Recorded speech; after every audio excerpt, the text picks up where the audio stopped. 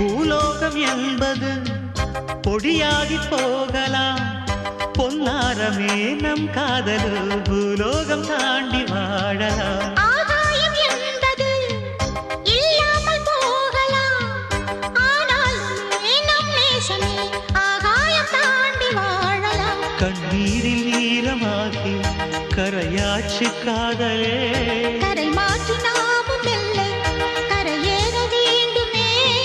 நாளை வரும் காலம் நம்மை